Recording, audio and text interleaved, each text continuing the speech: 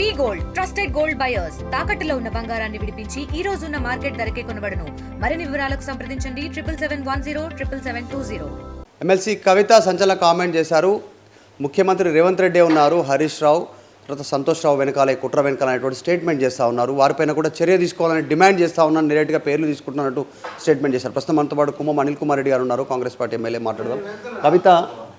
నిన్న కవిత చేసినటువంటి స్టేట్మెంట్, ముఖ్యమంత్రి ఉన్నారు అనేటువంటి స్టేట్మెంట్ చేశారు. హరీష్ సంతోష్ రావు వెనకాల ఎట్లా ముఖ్యమంత్రి ఉన్నారు, హరీష్ రావు వెనకాల సంతోష్ రావు వెనకాల అనేటువంటిది కవిత స్టేట్మెంట్ చేశారు. మీ ముఖ్యమంత్రిని ఆమె చెప్తా ఉన్నారు. Okay right. అది ఇట్ ఈస్ లైక్ దిస్. ఇప్పుడు Kavitha being opposition leader she will always say that. But అది ముఖ్యం కాదు. ఇప్పుడు వాళ్ళు మా మీద అనడం సహజం, అది డిఫరెంట్. ఈరోజు కవిత ఏమంటుంది, తన సొంత పార్టీ వాళ్ళ కుటుంబ సభ్యులనే ఆమె క్లియర్గా, ఎందుకంటే కుటుంబ సభ్యురాలిగా మొదటి ఫస్ట్ ఇన్ఫర్మేషన్ ఆమెకే వెళ్తుంది, ఆ కుటుంబ సభ్యులకే వెళ్తుంది. మరి ఆ కుటుంబ సభ్యురాలైనటువంటి కవిత గారే చెప్తున్నారు, హరీష్ రావు సంతోష్ రావు గారు అవినీతి వల్ల మా ఫాదర్ కేసీఆర్ గారుకి మచ్చ ఏర్పడ్డది అనేది చెప్తున్నారంటే, దానికంటే ఫస్ట్ ఎవిడెన్స్ ఏదైతే ఉంటుందో, మేము ఇప్పుడు ఈరోజు సిబిఐ ఎంక్వైరీ చేసినాం. మొన్న అసెంబ్లీలో మాట్లాడి నిన్న రాత్రి, అంటే నిన్న ఉదయం మాట్లాడినట్టు, మధ్యరాత్రి మాట్లాడినట్టు ఎవరు రేవంత్ రెడ్డి గారు. సరే, అంటే నిన్నటి వరకు కూడా అసెంబ్లీ జరిగింది. సో ఈ జరిగి అందులో ఆ డిస్కషన్లో సిబిఐ ఎంక్వైరీ కూడా వేయడం జరిగింది. ఓ పక్క వాళ్ళు కోర్టుకు పోయినరు, ఈ పీసీ ఘోష్ కమిషన్ మీద, ఆ నివేదిక మీద ఎలాంటి చర్యలు తీసుకోవద్దని చెప్పి. సో దాని మీద చర్యలు తీసుకోవద్దని ఈరోజు హైకోర్టు నుంచి కూడా ఇమ్మీడియట్గా చర్యలు తీసుకోవద్దని వచ్చింది. మళ్ళీ 7th కేసు, మళ్ళీ ఆర్గ్యుమెంట్స్ మళ్ళీ ఉంటాయి అనేది ఒకటి వచ్చింది. సిబిఐకి మేము ఇప్పుడే అప్పచెప్పినాం. అయితే ఎక్కడి నుంచి ఏ కోర్టు కానీ సిబిఐ కానీ ఎక్కడి నుంచి ఏది తప్పు పట్టకముందే ఓన్లీ పీసీ ఘోష్ కమిషన్ నివేదికనే వచ్చింది. అందులో వీళ్ళని మాత్రం పూర్తి తప్పు పట్టిర్రు. సరే, సిబిఐ రాలేదు, సిబిఐది ఇప్పుడే మొదలవుతుంది. ఇవన్నీ ఎవరు చెప్పకముందే ఫస్ట్ ఎవిడెన్స్. ఇప్పుడు ఎంక్వైరీ కమిషన్లు ఏం చేస్తాయి, ఆ కుటుంబ సభ్యులను అడుగుతారు, అధికారులను అడుగుతారు, ఇరిగేషన్ ఇంజనీర్లను అడుగుతారు, ప్రజలను అడుగుతారు, అందరిని అడిగి అవినీతి జరిగింది, ఈ అవినీతి డబ్బులు ఎక్కడ పోయినాయి. సో ఇట్లాంటి ఎంక్వైరీ, ఇన్కమ్ ట్యాక్స్ అందరు కూడా ఇన్వాల్వ్ అవుతారు ఇందులో. సో ఇవన్నీ ఏం అడగకముందే కవిత ఆ ఇంటి సభ్యురాలే చెప్పింది, ఎస్ అవినీతి జరిగింది, అవినీతిలో మేము మా హరీష్ రావు అండ్ సంతోష్ రావు బాధ్యులు అని చెప్పింది. వాళ్ళ వల్ల మా నాయనకి అవినీతి అని మేము అంటున్నాము. హరీష్ రావు తీసుకున్నాడు, సంతోష్ తీసుకున్నాడు అంటే it is on behalf of కేసీఆరే ప్రాజెక్టుల డిజైన్లు మార్చిండు, కేసీఆరే స్థలం రానైత నుంచి తుమ్మిడిగట్టి నుంచి మేడిగడ్డ మార్చిండు. సో ఈ అవినీతి అన్నిటికి కూడా ఆయన డిసిషన్స్, ఆ ప్రాజెక్ట్ కూలిపోవడానికి ఆయన డిసిషన్స్, కేసీఆర్ డిసిషన్సే కారణం తప్పితే ఆయన అల్లుడు అయినటువంటి ఇరిగేషన్ మినిస్టర్ తప్పితే ఇంకోరు కాదు. సో వాళ్ళ మీద first evidential report has come from Kavitha. So మేము దాన్ని వెల్కమ్ చేస్తున్నాం. ఎందుకంటే ఆమె పారదర్శకంగా ఈరోజు మా హరీష్ రావు సంతోష్ రావు అవినీతి చేశారని ఒప్పుకుందంటే టీఆర్ఎస్ అవినీతి చేసింది ఈ ప్రాజెక్టులు అనేది ఫస్ట్ రిపోర్ట్ వచ్చింది. ఒకటి ఆమె చెప్తా ఉంది ఏంటంటే, కేసీఆర్కు సంబంధం లేదు, డబ్బు ముట్టుకోలేదు, ఫస్ట్ టర్మ్ తర్వాత హరీష్ రావుని మళ్ళీ ఇరిగేషన్ శాఖ కేటాయించకుండా పక్కన పెట్టిరు, డిలే కూడా చేసిరు మంత్రి పదవి ఇవ్వకుండా. వీళ్ళ పేర్లు చెప్తున్నా, వీళ్ళపైన చర్యలు తీసుకోవాలి రాష్ట్ర ప్రభుత్వం అని స్టేట్మెంట్ చేస్తారు. సరే, అది వాళ్ళ ఇంటి భాగోతం. అది సరే, వీళ్ళు దీన్ని వాళ్ళ భాగం ఇచ్చిండ్రా. హరీష్ రావు మొదటిసారి ఇరిగేషన్ మినిస్టర్ ఉండి బాగా తిని మళ్ళీ వాళ్ళ మామకు లెక్కలు చెప్పలేదా, దానివల్ల ఆయనకు సంవత్సరం 2 ఏళ్ళు లేట్, మినిస్ట్రీ సంవత్సరం లేట్ చేసి ఉండొచ్చు రెండో పర్యాయం అధికారంలోకి వచ్చినప్పుడు. సో అది కాదు కదా. అల్టిమేట్గా మేము అనేది ఏంటంటే అవినీతి జరిగిందా లేదా, అవినీతి అనేది జరిగింది. సో అందులో భాగంగా ఈరోజు వాళ్ళ మీద సిబిఐ ఎంక్వైరీ చేయడం జరిగింది. దాని ప్రకారం ఎందుకంటే ఇది చిన్న కరప్షన్ కాదు, చిన్న అవినీతి కాదు, ప్రపంచంలోనే పెద్ద అవినీతి. ఇంతకుముందే చెప్పినాము, లల్లు ప్రసాద్ యాదవ్ 140 కోట్ల ఫోడర్ స్కామ్ల డైరెక్ట్ మనీ విత్డ్రాల్ చేస్తేనే 10-15 ఏళ్ళు జైల్లోకి పోయినట్టుండి ఆయన.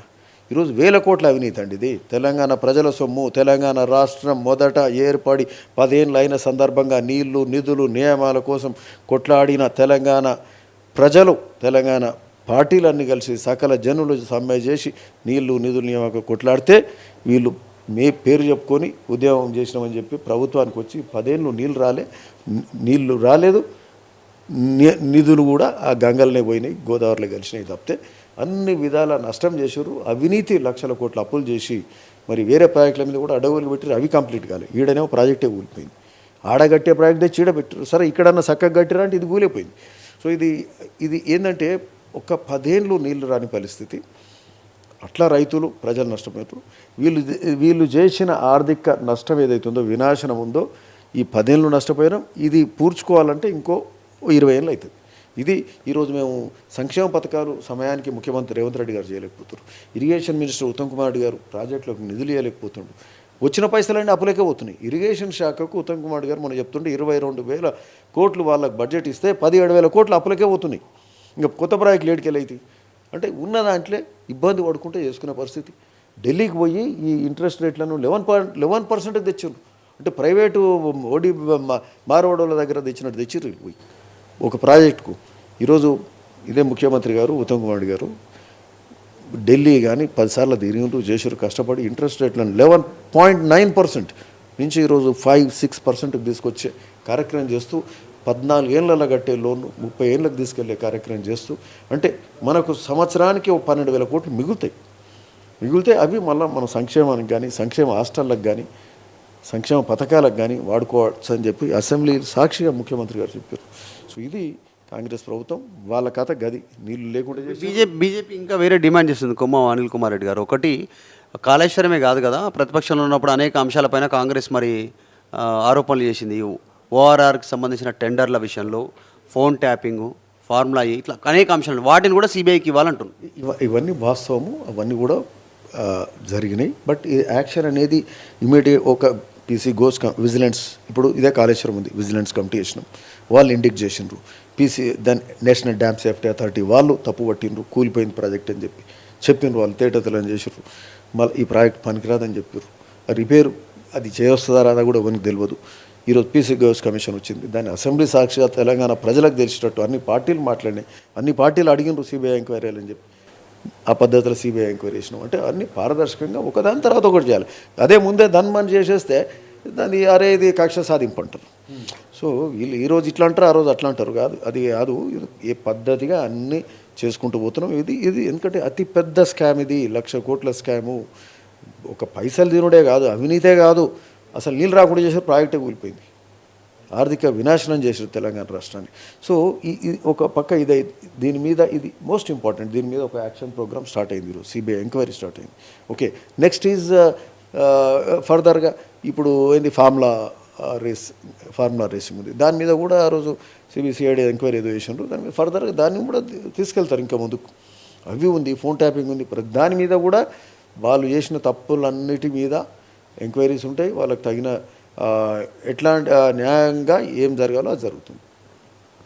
కవిత ఎండార్స్ చేశారు అవినీతికి సంబంధించినటువంటి అంశంపైన. ఆల్రెడీ కమిషన్ రిపోర్ట్ ఇచ్చింది, సిబిఐ ఎంక్వైరీకి ఇస్తూ ఉంది. ఈరోజు కవితనే ఎండార్స్ చేసినటువంటి పరిస్థితి, కుటుంబ సభ్యులే ఉన్నారనేటువంటిది మొదటి ఎవిడెన్స్ ఇచ్చారు, ఎండార్స్ చేస్తూ ఉన్నారు అవినీతి పైన అనేటువంటిది అంశాన్ని కొమ్మ అనిల్ కుమార్ రెడ్డి ఎమ్మెల్యే చెప్తా ఉన్నారు. నెక్స్ట్ ఫ్యూచర్లో కూడా గతంలో చేసినటువంటి ఆరోపణలకు సంబంధించినటువంటి కాంగ్రెస్ చేసిన అవినీతి ఆరోపణలు, ఓఆర్ఆర్ కానీ, ఫోన్ ట్యాపింగ్ కానీ, ఫార్ములా వాటిపైన కూడా త్వరలో ఇంకో పూర్తి స్థాయిలో చర్యలు ఉంటాయన్నటువంటి స్టేట్మెంట్ చేస్తున్నారు. వీడియో జర్నలిస్ట్ జాఫర్తో మధు మార్కెట్కర్, హైదరాబాద్. తెలుగులో ఫాస్టెస్ట్ న్యూస్ ఇప్పుడు కొత్త అవతారంలో 5 సెకండ్లోనే పూర్తి వార్తా సమాచారం మీ చేతుల్లో. సోషల్ మీడియా ట్రెండ్స్ మీ కళ్ళ ముందుకే live TV and voice search ఆప్షన్స్తో ఇప్పుడే డౌన్లోడ్ చేయండి. యాప్ లింక్ డిస్క్రిప్షన్లో ఉంది.